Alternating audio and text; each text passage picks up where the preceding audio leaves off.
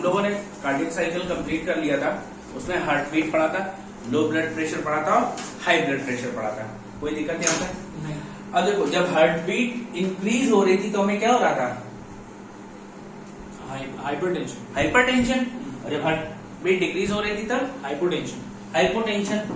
अब यही हाइपरटेंशन और हाइपोटेंशन को दो और नाम दिए जाते हैं। जब हार्ट बीट डिक्रीज हो रही हो तो इसको बोलते हैं ब्रैडीकार्डिया। ठीक है। और जब हार्ट बीट इंक्रीज हो रही है तो इसको बोलते हैं ट्रैकीकार्डिया।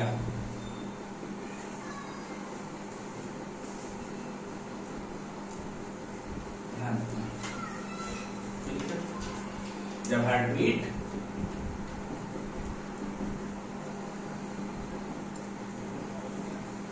घटेगी तो ब्रैडीकार्डिया। जहां हाइपोटेंशन और हाइपरटेंशन लिखा ना, वहीं पे इसको लिख सकते हो सकता है कभी कभी क्या होता है, थोड़ा टेक्निकल नाम दे देता है एग्जाम में और फिर वो हमें चीजें समझ नहीं आती हैं, उसके लिए हमको ये देखना पड़ता है कभी कभी। ठीक है। अब हार्ट बीट की बात करें तो एक नॉर्मल कितनी होती है, कितने टाइम्स होती है एक मिनट में? 72।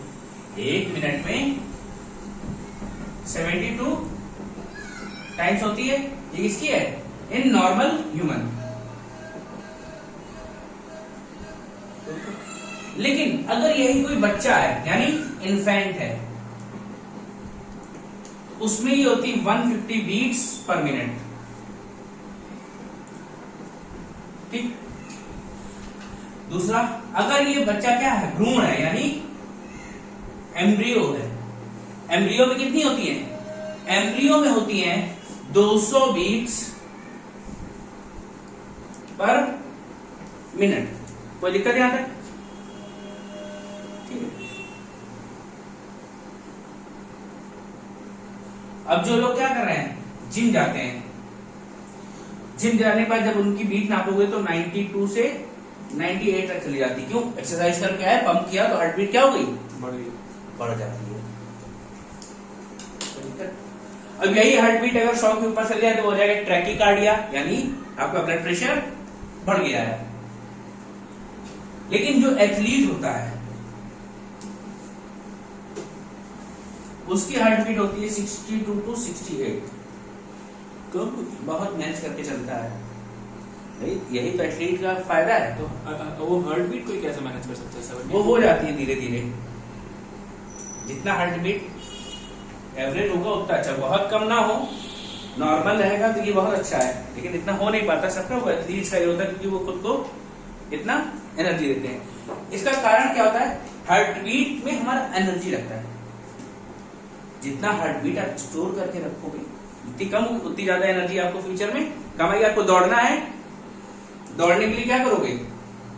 एनर्जी चाहिए। एनर्जी कहां से आएगी? हार्ट बीट बचा के रखा था हमने, अब जब दौड़ेंगे तो हम वहां यूज करेंगे। भाई एनर्जी तो आपके पास उतनी है। अब उसैन बोल्ट दौड़ता है 100 मीटर, तो क्या करता है? उसी 100 मीटर में पूरे ताकत लगा देता है।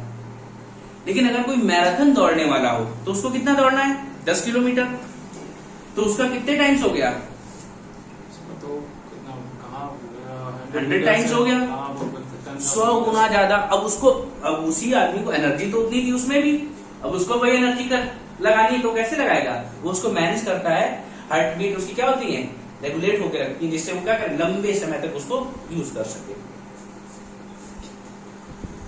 ठीक है, ये नोट कर लो सारी।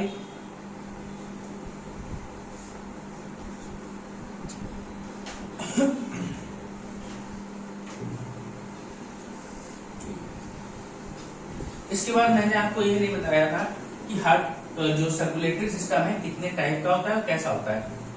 ठीक है, तो देख लो आज जो सर्कुलेटरी सिस्टम है वो हमारा 2 टाइप का होता है।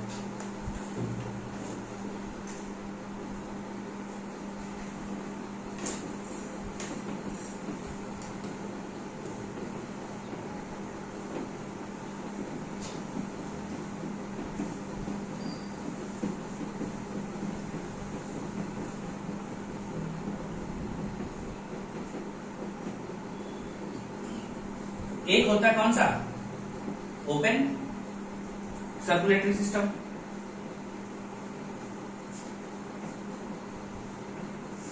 दूसरा होता है क्लोज्ड सर्कुलेटरी सिस्टम।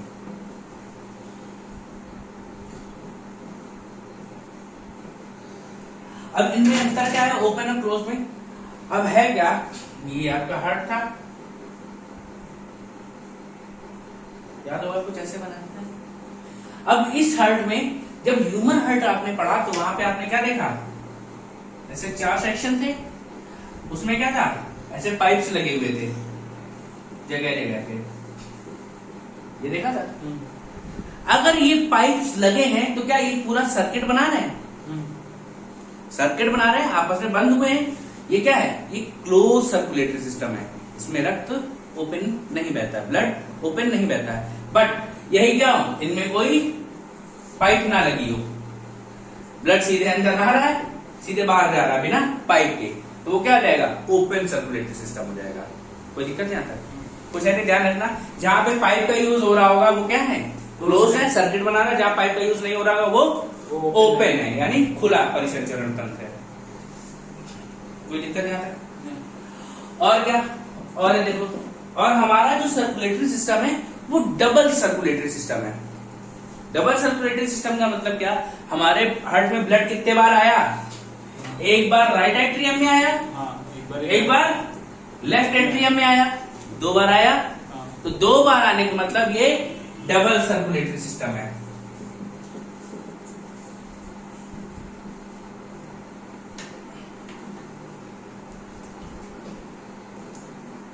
यह है मनुष्य में दोहरा परिसंचरण तक पाया जाता है।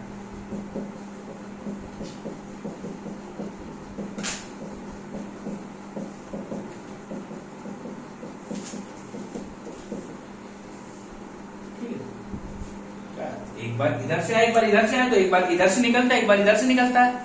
लेकिन वहीं आप बात करो किसमें, मछलियों में। मछलियों में एक्सेप्शंस की बात नहीं करते, 2 बॉल है, इसमें क्या 2 ही चैम्बर बताए थे मैंने, एक बार इधर से गया और इधर से निकल गया, तो इनमें सिंगल सर्कुलेटरी सिस्टम होता है। ठीक है, लेकिन भैया एक और बताया था मैंने, कौन सा, ट्रिपल चैम्बर वाला, याद है, कुछ ऐसे 3 चैम्बर वाला बताया था। इसको बोलते हैं सेमी डबल सर्कुलेटरी सिस्टम।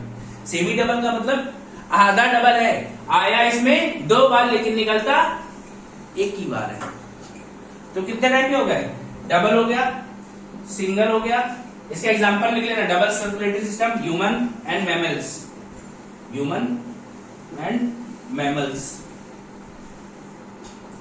स्तनधारी एवं मनुष्य। Single circulatory system,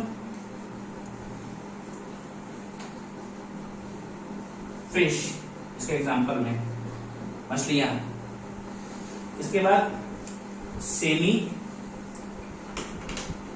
double circulatory system,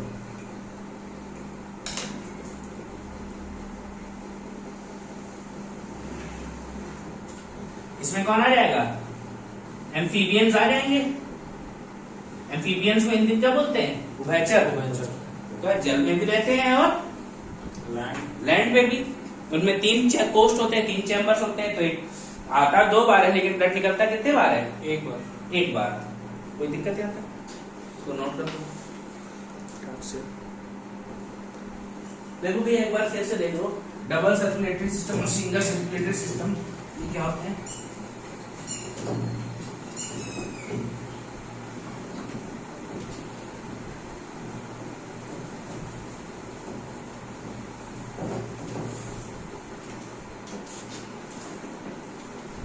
यहां पे देखो, क्या मैंने बताया, आपका हार्ट था, 4 चैम्बर्स थे। अब इसमें क्या है, ह्यूमन हार्ट में आप देखते हैं, एक बार इधर से ब्लड आया राइट एट्रियम में, दायां एलिन में, एक बार इधर से ब्लड आया बायां एलिन में आया। निकला कहां से, एक बार दायां एलिन से, एक बार बायां एलिन से, इस तरीके से निकल रहा था। तो जब 2 बार आया और 2 बार गया तो क्या हो गया, डबल सर्कुलेटरी सिस्टम हो गया। भाई हमने फिश में क्या बताया था कि उसके पास 2 ही चैम्बर होते हैं, तो एक बार इधर से आ गया और एक बार इधर से निकल गया, उसके पास कोई और रास्ता ही नहीं है। लेकिन ह्यूमन में क्या हो रहा है, 2 बार आ रहा है, 2 बार जा रहा है, इसलिए इसको कहा गया डबल सर्कुलेटरी सिस्टम और इसको सिंगल सर्कुलेटरी सिस्टम। और वही एम्फीबियंस यानी उभयचरियों में क्या हो रहा है,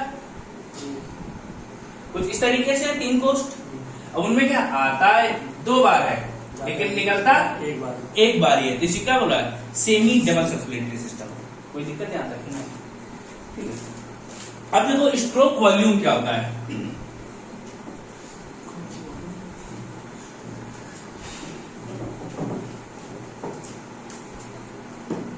स्ट्रोक वॉल्यूम हिंदी में स्ट्रोक आयतन लिखते हैं, ठीक है।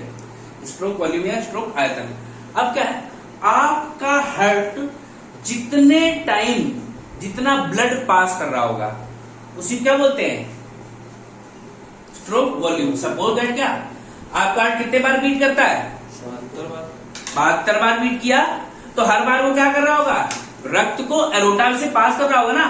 भाई ब्लड को निकालना है, उसको बाहर कहाँ डालना है, बॉडी में भेजना है, तो कैसे निकालेगा, एरोटा के थ्रू निकालता है।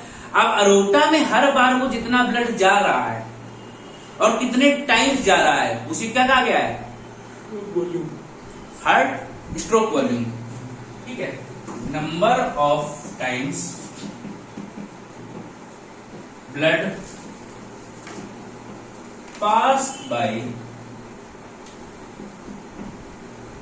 Heart in aorta. भैया नंबर ऑफ टाइम्स या वॉल्यूम, नंबर ऑफ टाइम्स, ये तो हम लोग क्या बोल रहे हैं, number of times blood pass by heart into aorta. कितने बार पास किया भैया ने, 72 बार, इसी का हार्ट स्ट्रोक। और कितना करता है, एक बार में हार्ट करता है 70 ml, तो इसकी वॉल्यूम निकालेंगे तो कितना वॉल्यूम आएगा, करो 50-40। तो ये क्या है, ये आपके ब्लड में आपके हार्ट का क्या है, स्ट्रोक वॉल्यूम है। वॉल्यूम में थी ना, हाँ।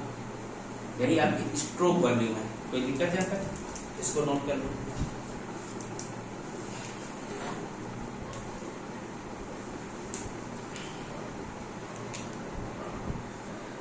अब भैया डाल लीजिए आप की पॉइंट्स, या उससे पहले बाईपास सर्जरी देखनी है, कर दीजिए। देख लो, बाईपास सर्जरी भी देख लो।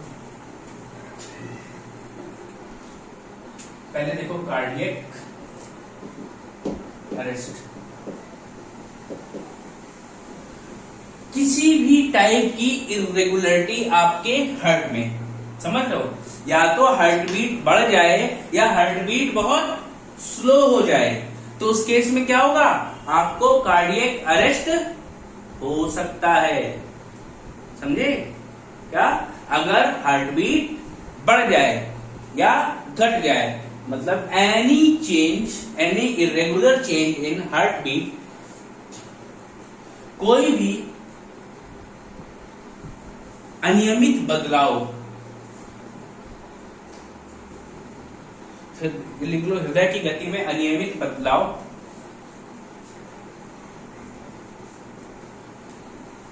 कार्डियक अरेस्ट में बदल सकता है, कैन कॉज कार्डियक अरेस्ट, ठीक है। अब ये होता क्या है, ये होता इसलिए है, जब भैया ये आपका हार्ट पड़ा था आपने, यहां पे क्या थे, ट्राइकस्पिड और बाइकस्पिड बोलते हैं। जब इनमें क्या होता है, कोलेस्ट्रॉल यानी फैट कलेक्ट हो जाता है, किनमें, बाइकस्पिड और ट्राइकस्पिड वॉल्व पे। दैट मीन्स अगर इनमें फैट जमा हो गया तो क्या हो जाएंगे, इनकी फंक्शनिंग इरेगुलर हो जाएगी, जिससे आपको क्या हो सकता है, कार्डियक अरेस्ट हो सकता है। तो लिख सकते हो, it is caused due to collection of fat on tricuspid and bicuspid valve. यह है त्रिपर्दी और द्विपर्दी कपाट पर वसा के एकत्रण के कारण हो जाता है। Cause due to collection of cholesterol and fats on bicuspid and tricuspid valve.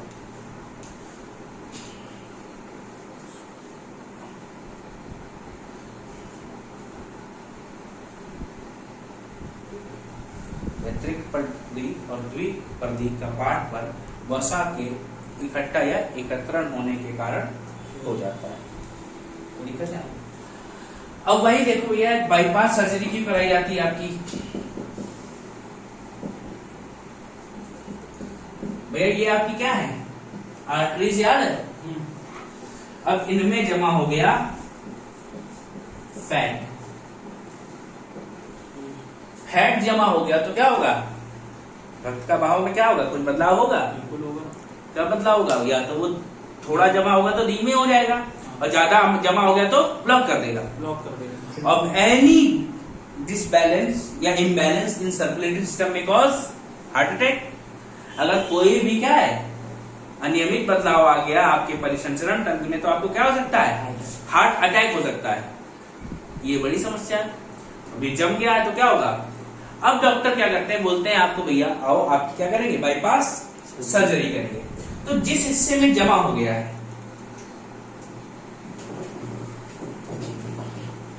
Suppose है ये क्या था, ये आपकी आर्टरी थी, उन्होंने देखा कि इस हिस्से में कोलेस्ट्रॉल जमा हो गया। तो अब डॉक्टर क्या करता है, एक कट यहां से मारेगा और एक कट यहां से मारेगा, और दोनों से एक नई आर्टरी बना के कनेक्ट कर देता है। ये क्या है, हाईवे। बाईपास तुमने देखा ना अपने यहाँ, बाईपास ओवरब्रिज बना हुआ है, वैसे ये भी बाईपास है। क्या अब यहां से ब्लड नहीं जाएगा, यहां से एक नई आर्टरी बनाई जाती है और वही चलने लगती है। कोई दिक्कत। ये आपकी बाईपास सर्जरी, ये भी किसकी वजह से होती है, कोलेस्ट्रॉल के जमा होने से। कोई दिक्कत यहाँ तक। इसमें कुछ लिखने को है नहीं, बस समझा दिया है। अब इसके बाद लिख लो की पॉइंट्स। चैप्टर आपका खत्म हो गया है। इस चैप्टर में 2 क्लासेस आपकी मिस हो गई हैं। मेजर क्लासेस थी वो, उनको कभी रिकॉर्ड करके दोबारा डाल दिया जाएगा।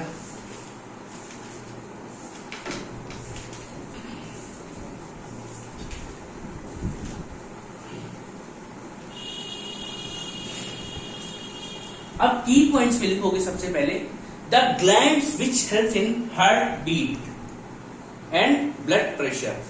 कौन कौन सी ग्लैंड है जो हार्ट बीट और ब्लड प्रेशर को रेगुलेट करने में हेल्प करती हैं। ग्लैंड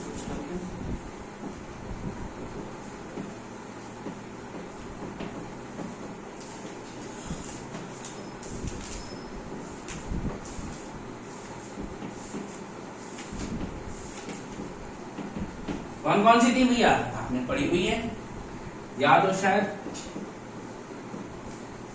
एक ऐसी कोई ग्लैंड थी, अवर्ट्यू बोलते हैं, ठीक है। दूसरी थी एड्रेनलिन, यानी अधिवृक्क ग्रंथि। याद आई दोनों, ना याद हो तो बताओ। नहीं याद करा देंगे हम तुरंत। नहीं। अच्छा, दूसरा question, which part of brain regulates the heart beat. आपका ब्रेन भी तो इसमें कहीं ना कहीं पार्ट ले रहा होगा।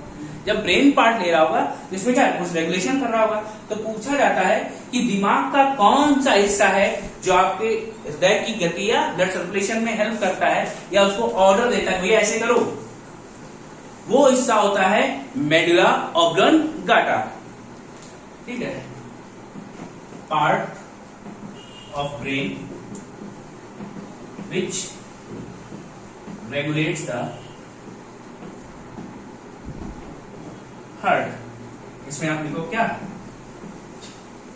Medulla oblongata. कोई दिक्कत नहीं आता। इसके बाद भैया आपको जो कभी कभी कहते हैं कि हार्ट का रेट वो इरेगुलरिटी आ गई हार्ट में, तो उसके लिए एक ग्राफ निकाला जाता है। उस ग्राफ को क्या बोलते हैं, ईसीजी निकलवाया जाता है। ईसीजी, अच्छा ईसीजी, इसका फुल फॉर्म पूछा जाता है कई बार। इसका फुल फॉर्म क्या है, इलेक्ट्रो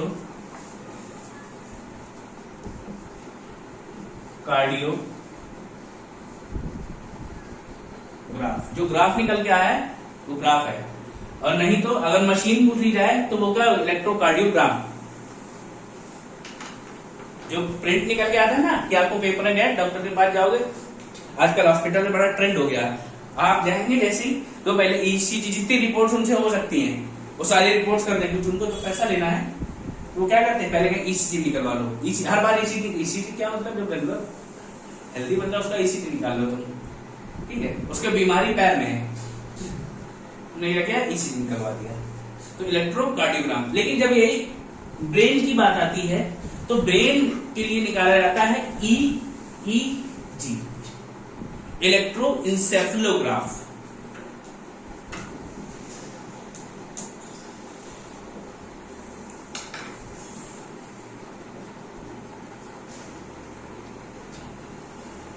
ये याद रखना, ये ब्रेन के लिए एक्स्ट्रा बता दिया है ये, ठीक है।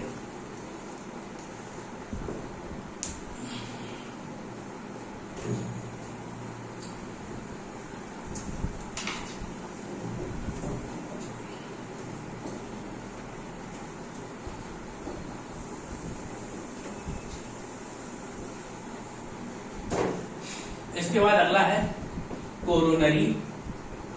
ये कौन सा था भैया, इलेक्ट्रोइंसेफेलो? हाँ, इंसेफेलोग्राफ।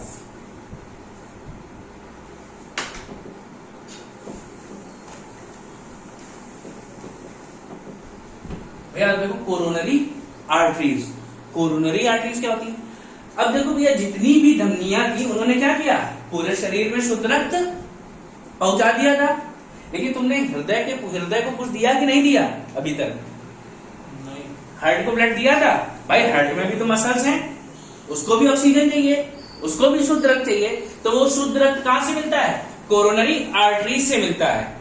The oxygenated blood is brought to heart through coronary arteries. देखो भी है क्या, जैसे आपका ये हार्ट हो गया और यहां पे क्या था, लंग्स थे। यहां पे ये तो वीन आ गई, कोई दिक्कत नहीं। यहां पे जब आर्टरी जा रही होती तो इन्हीं में से एक आर्टरी निकली होती है जिसको बोलते हैं कोरोनरी आर्टरी। ये क्या करती है, ये शुद्ध रक्त को हार्ट की मसल्स तक ले जाती है, क्योंकि भैया हार्ट को भी प्रॉपर फंक्शनिंग करनी है।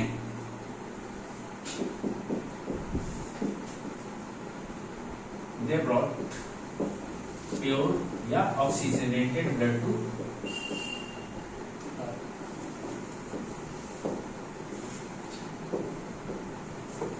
हार्ट। हार्ट मसल्स लिख लेना, तुम लोग समझ नहीं पाओगे। मसल्स लिख लो या सेल्स लिख लो।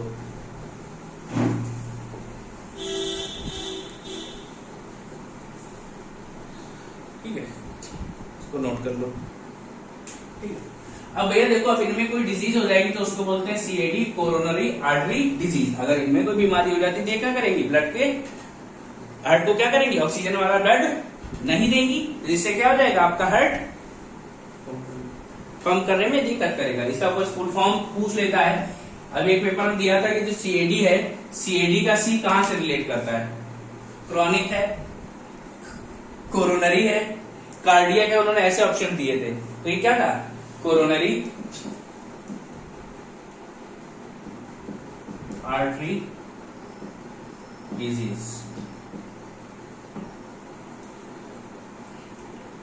ये आपको लेता है सीएडी किससे रिलेटेड है, तो ये आपके हार्ट से रिलेटेड है। और क्या देखो भैया, आपके दिल में अगर छेद हो जाता है तो उस बीमारी को क्या बोलते हैं,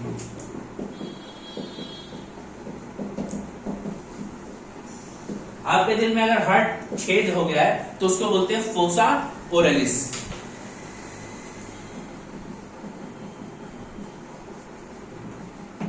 फोसा ओरेलिस। और हार्ट में अगर छेद है तो क्या होगा, ऑक्सीजन का फंक्शनिंग प्रॉपर हो पाएगी, ऑक्सीजन की सप्लाई तो बॉडी में ठीक से होगी नहीं, तो इससे क्या हो जाएगा, lack of causes lack of oxygen.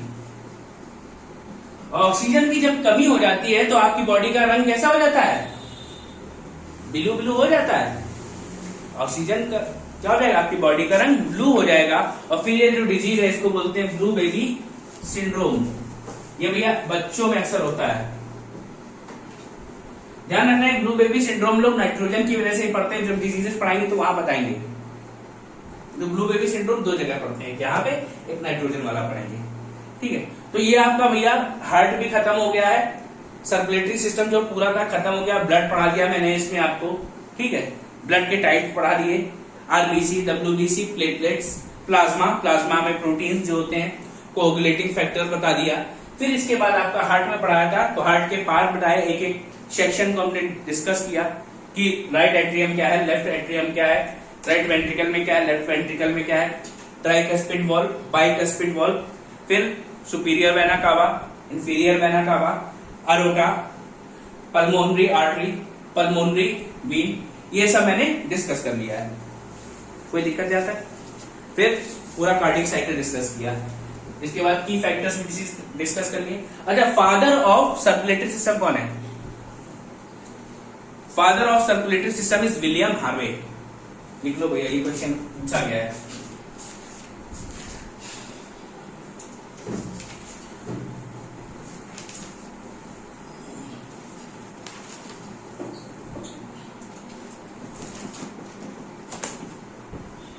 Father of circulatory system क्यों भैया? क्योंकि यही भाई साहब हैं जिन्होंने क्या किया था, सर्कुलेटरी सिस्टम की खोज की थी, और इनका नाम है विलियम हार्वे।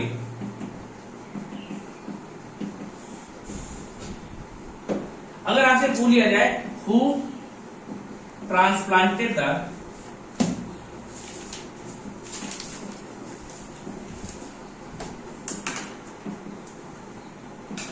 फर्स्ट हार्ट, मतलब पहली हार्ट सर्जरी किसने की, जिसने हार्ट ट्रांसप्लांट किया हो, तो उनका नाम हो गया क्रिश्चियन बर्नार्ड।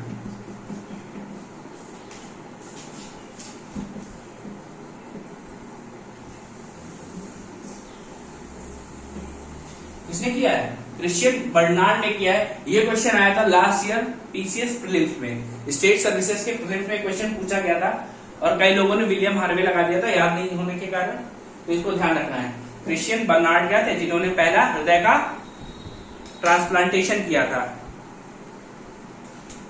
तो यहां से भी आपका कंप्लीट हो गया है सर्कुलेटरी सिस्टम। आपकी 2 क्लासेस यहाँ पे मिस हुई है। ऑफलाइन तो सभी ने नोट कर ली थी, जो भी बच्चे थे, लेकिन ऑनलाइन में वो गायब है।